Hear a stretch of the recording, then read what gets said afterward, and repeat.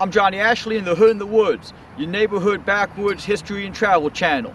For more mountain music, check out Clovis Draper's YouTube channel. You can find me on Facebook as The Real Hood in the Woods and on Instagram as Abandoned in Appalachia. I'm going to provide a link in the description where you can help me financially support my channel. And also, if you'd like to help me out or you'd like a copy of it yourself, I would definitely recommend buying your own Hood in the Woods book. I'll have a link for that in the description as well. Today I have an unusual tale for you. It's about one of the greatest schools in the country. But yet, even though it was one of the greatest schools in the country, this school's ultimate goal was to close down, and it spent 100 years trying to shut down while it grew even larger. The Civil War ended in 1865. That next year, Captain Charles Schaefer came to Christiansburg, Virginia. Captain Schaefer worked for the Freedmen's Bureau. Using his rented house, he began teaching 12 black men religious, industrial, and academic skills. Captain Schaefer was a Baptist minister from Philadelphia who had also served in the Union Army. 3 years later, his school, nicknamed the Hill School, had over 200 students. The next year, in 1870, the Freedmen's Bureau stopped funding the school. In 1872, the Freedmen's Bureau dissolved. Captain Schaefer was able to find funding from a Quaker group called the Friends of the Freedmen Association. This is the Hill School. It is the original building of the Christiansburg Industrial Institute. It was built in 1873. Its construction was funded by the Friends of the Freedmen Association. With funding from the Freedmen's Association, Schaefer Memorial Baptist was built in 1885. Its original name was the Christiansburg African Baptist Church. In the 1880s, Captain Schaefer turned over control of the school to his all-black staff. Captain Schaefer died in 1899. I'd like to thank you, Captain Schaefer, for helping out my fellow Americans at a time when they was needing a hand. A new era began at the Institute in 1896 when Booker T. Washington became an advisor to the school. Booker T. Washington had been born 2 counties away in Franklin County, Virginia, on a plantation. After a Union soldier came to the plantation and read the Proclamation of Emancipation, his family moved to Kanawha County, West Virginia. Mr. Washington lived in Kanawha County from ages 9 to 16. His stepfather worked in the salt mines there. Mr. Washington was the first generation of blacks taught how to read in America. Before then, it had been illegal. When he was 16, he left home and he went to Hampton University. It was near Hampton Roads on Virginia's southern coast. If it's not America's first black college, then it's got to be second place. It opened in 1868. He went to Hampton University in 1872, making him one of the first students to ever attend the school. He graduated from the university in 1875 and bounced around with a couple teaching jobs. During this time, he formed the opinion that students needed to be taught more than just academia. In 1880, the Alabama legislature funded $2,000 a year for a black university to train teachers. It was located in Tuskegee, Alabama. In 1881, Mr. Washington got the job as principal, and he opened up the first class in a shanty that he had rented from a local black church. He got a loan from Hampton University and bought a 100-acre plantation outside of town. He had his students build a kiln. They used that kiln to fire bricks that they used to build the university. They also sold the bricks so they could buy other construction materials. By 1888, the campus was 500 acres and had 400 students. Besides academics, students learned trades such as carpentry, cabinet making, printing, shoemaking, and tinsmithing. The boys were taught skills like how to farm and run a dairy, and the women were taught skills like sewing and cooking. Through their own labor, the students built and maintained the school.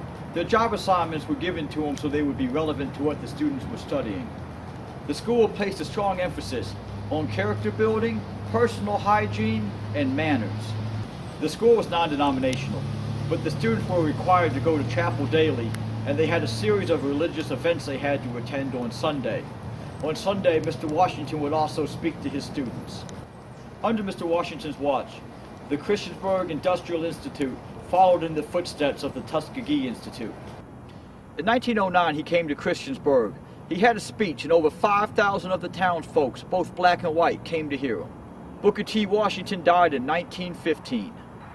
In 1905, a 185-acre farm was bought by the school. 14 buildings were built on the new campus. This is the Edgar A. Long building. It was built in 1927. Edgar A. Long was the principal of the Christiansburg Institute from 1906 until 1924. Now this building has sat pretty derelict looking, the whole time I've been here, and as soon as I decide I'm going to show up with a video camera and I'm going to do a story about it, they decide that they're going to renovate the building. They've been putting a new roof on it, and I'm not sure what else they're doing, but it's just really good to see that this history is being preserved, even though it's my bad luck. I can only film it from like 2 angles. Lots of the teachers at the Christiansburg Institute were graduates of the Tuskegee School. In 1924, the school earned its accreditation from the Board of Education, making it the first accredited high school in Montgomery County. In 1947, the Freedmen's Association deeded the property to the Montgomery County, Pulaski County, and City of Radford school boards. This meant that the school was no longer going to be privately funded. This is the Jefferson Elementary School in Pulaski, Virginia. Now, this was an all-black school. In the 40s, when the school board took over the Christiansburg Institute, they began accepting kids from 14 separate counties. As the children aged out of this elementary school, they would be sent to the Christiansburg Institute. The counties that sent kids to the Christiansburg Institute were rural counties that were poor and sparsely populated. The county's populations were only about 4 to 6% black, and they weren't sending enough students to the Christiansburg Institute to justify building their own school. In 1896, the U.S. Supreme Court heard Plessy v. Ferguson. That case made separate but equal the law of the land, segregation. The 14th Amendment of the U.S. Constitution guarantees equal treatment by the state. The ruling by the court decided that separate was okay as long as it was equal. The state of Virginia was way more concerned about the separate part than the equal part. In 1954, Brown v. the Board of Education was heard by the U.S. Supreme Court. The Brown v. Board of Education lawsuit started over the length of the bus ride that 12 black families' kids had to make to the black school across town. The court ruled that even if the schools were equal, it was unconstitutional to be separate. The Supreme Court ruled that schools had to desegregate, but they didn't set any timeline for this. Virginia was in no hurry to desegregate, and the NAACP had lawyers out looking for stragglers. To be in line with the Brown v. Board of Education lawsuit, the state of Virginia set up a school transfer board. But out of 400,000 transfers that that board approved, not one time did they ever approve a black student going to a white school. The state also wrote into law that the school boards could shut down the public schools to fight integration. Some schools were shut down and ordered reopened by federal judges. The Christiansburg Institute was involved in the Virginia's version of the Brown v. Board of Education lawsuit. There was no question as to equality. The Christiansburg Institute was hands down better than any of the white public schools in the area and was ranked as one of the top black schools in the nation. The Christiansburg lawsuit was also based on the length of the bus rides the students had to take to get here. Floyd and Pulaski counties both border Montgomery County, and they sent the most children to the Christiansburg Institute. But on the bus ride to the Institute, the children from them other counties would pass the white schools on the way to Montgomery County. Galax and Grayson County were sending their students here. Now, today, that's like an hour-long drive down the interstate, so I can't imagine how long that road took on 1950s roads in a 1950s bus. By 1960, Galax, Grayson, Pulaski, and Floyd County school districts had all been integrated. When the Pulaski School District integrated, it was a death knell for the Christiansburg Institute.